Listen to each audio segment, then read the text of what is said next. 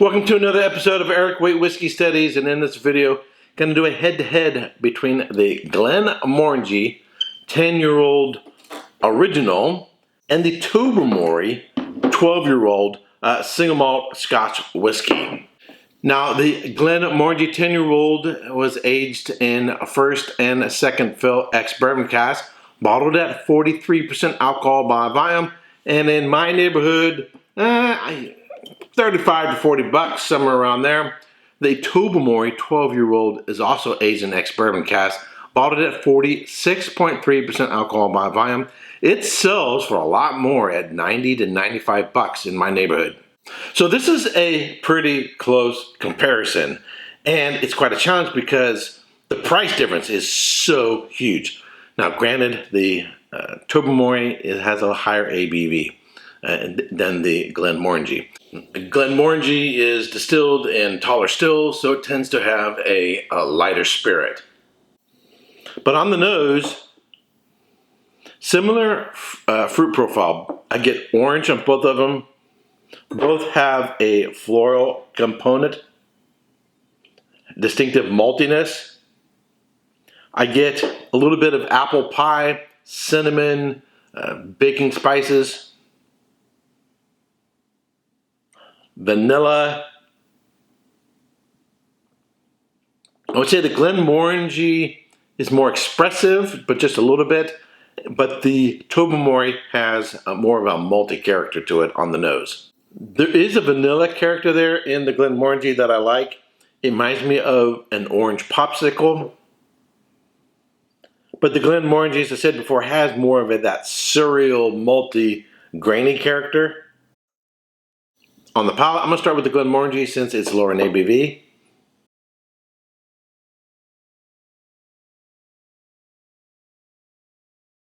Fairly sweet all the way through.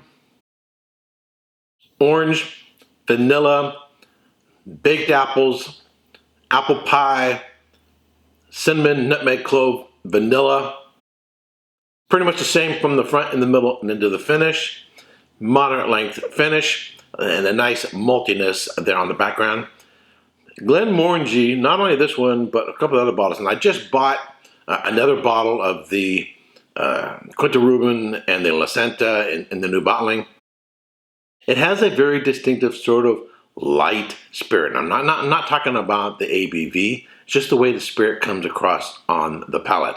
I don't mean empty, I don't mean ethereal. I just mean sort of a light and delicate. That's the word I'm looking for. Sort of a delicate character on the palate. The Tobermory,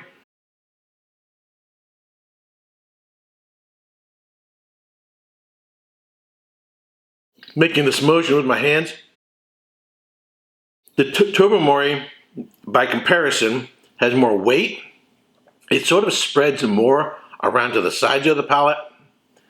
It's a little more silky, a little more glossy. That's definitely the ABV. But in terms of fruit character, orange and lemon, very similar to the Glenmorangie. The apple pie, baked apples, cinnamon, nutmeg, vanilla, and has a moderate length finish. And the transitions are fairly moderate. Pretty much the same in the front, the middle, and into the finish.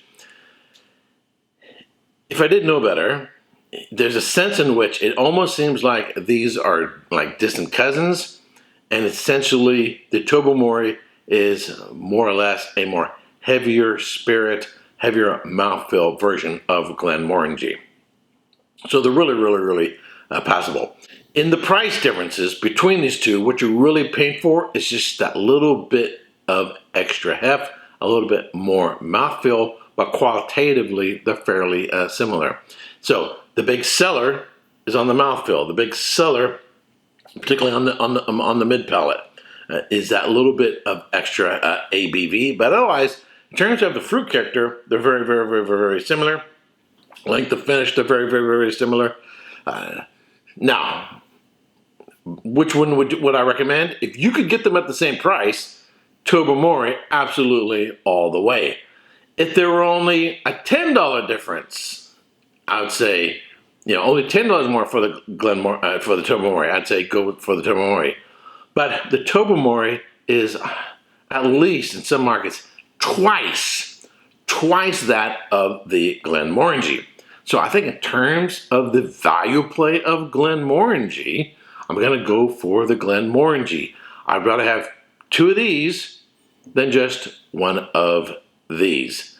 In terms of quality price ratios, but in terms of the overall profile of the whiskey and the quality of the whiskey, I'm definitely going to go for the Tobermory. Now, in a blind tasting, and trying to determine which one was which, you'd have to really focus on the mouthfeel. Because this fruit profile of bourbon cask, the fruit profile from the fermentation, and then the characteristics from the bourbon cask are quite common. So you got to really hone in on the mouthfeel of it.